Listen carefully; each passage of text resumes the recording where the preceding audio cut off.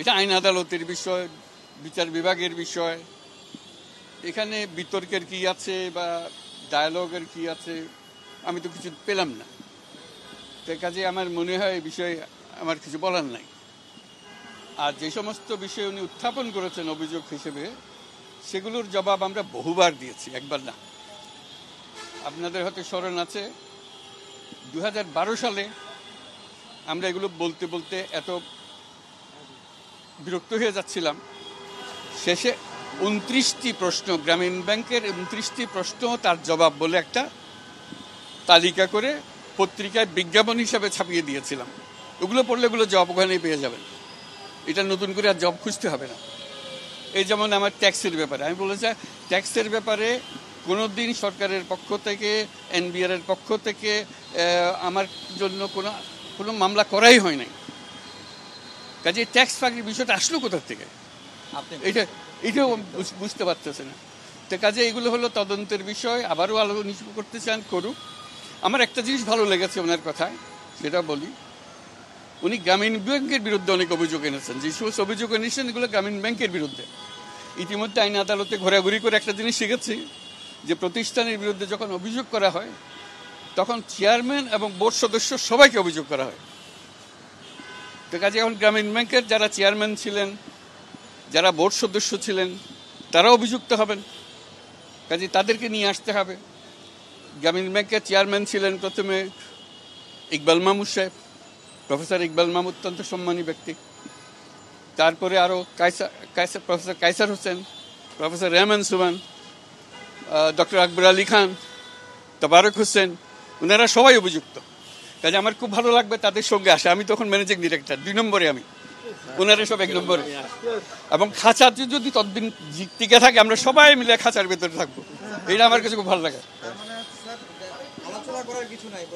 কি আছে, গ্রামীণ ব্যাংকের বিরুদ্ধে অভিযোগ করা হয়েছে, কাজে গ্রামীণ ব্যাংকের বোর্ডকে নিয়ে আসতে হবে। আমি তো চেয়ারম্যানের নাম বললাম, প্রতিটি বোর্ডের 2 জন উচ্চপদস্থ সরকারি কর্মকর্তা থাকেন, তাদেরকেও আনতে হবে। কারণ সব পুরো বোর্ড দেখেছেন, আমাদের যখন প্রতিষ্ঠানের বিরুদ্ধে অভিযোগ করে পুরো বোর্ড আমাদেরকে নিয়ে এসছে। ঠিক আছে, চেয়ারম্যান 1 নম্বরে থাকবে, আমি 2 নম্বরে থাকবো, প্রথমবারের মতো। খুব ভালো লাগবে আমার কাছে। ওনাদের সঙ্গে থাকলে আমাদের খুব আনন্দ হবে, যে ওনাদেরকে সঙ্গী পেয়ে আমরা খুব কৃতার্থ হলাম। আপনারা জানেন গতকালকে যে হাইকোর্টে রিভিশন, গতকালকে হাইকোর্টে রিভিশনে যে মামলাটির রায় দেওয়া হয়েছে, এই মামলাটি কিন্তু আমরা দায়ের করি নাই, সরকার পক্ষ দায়ের করেছে। এবং এই মামলা দায়ের করার পরে নিয়ম অনুযায়ী আজকে হচ্ছে ডেট, এটা আইনের বিধান হচ্ছে আত্মপক্ষ সমর্থনের সুযোগ দিতে হবে, কনস্টিটিউশনে আছে। কালকে সকাল 10টা 10:30 সাংবাদিকদের মাধ্যমে খবর পেলাম যে জাজমেন্টটা বের হলো। আমরা প্রতিদিন খবর রাখছি, বলছে জাজমেন্ট রেডি হয় নাই।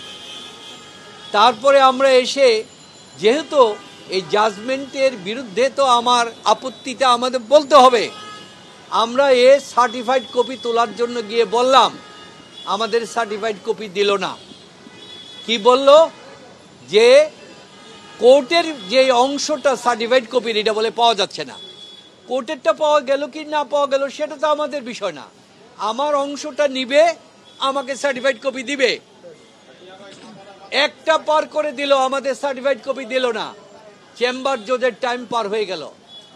বিকালবেলা বললেন যে, আচ্ছা সেটাই বলতেছে না, এইটাই বলতেছে। তো ফলে আমরা সার্টিফাইড কপি পাই নাই।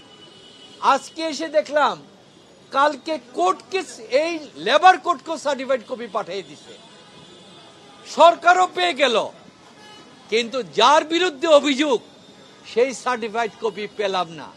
তাই কোর্টের কাছে আমরা প্রার্থনা দিলাম যে আমার আইনগত অধিকার, আমরা আপিল বিভাগে যাব, আমরা সেটার বিরুদ্ধে আমরা প্রতিকার চাব।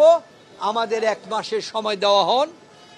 মহামান্য কোর্ট অত্যন্ত আইনগতভাবে দৃষ্টিটা দেখেছেন, এবং যেহেতু আমাদের অধিকার আছে, সেই অধিকার হিসাবে আগামী 14 তারিখ 8 পর্যন্ত আমাদের সময় দিয়েছেন। আর পাশাপাশি আমরা কোর্টের কাছে আরেকটা আবেদন করেছি, আমাদের পূর্ণাঙ্গ জামিন দেওয়ার জন্য। তার কারণ হিসেবে আমরা উল্লেখ করেছি, আপিল আদালতে কখনো আসামির উপস্থিতি লাগে না, কারণ এটা বিচারিক আদালত না।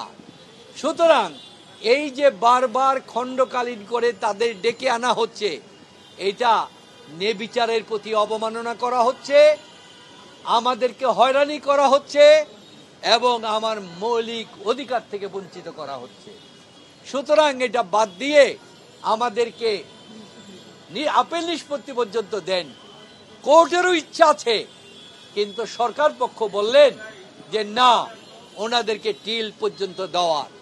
এই যে আবেদনটা, এটা কিচ্ছু না, এটা একটা প্রতিহিংসা ছাড়া আর কিছু না এবং হয়রানি ছাড়া কিছু না।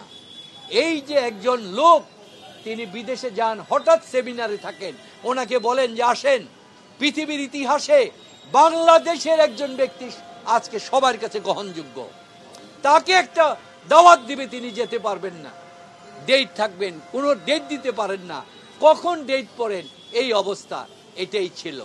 তারপরে কোর্ট আমাদেরকে নেক্সট ডেটটা দিয়েছেন আগামী 14-8 তারিখ থেকে।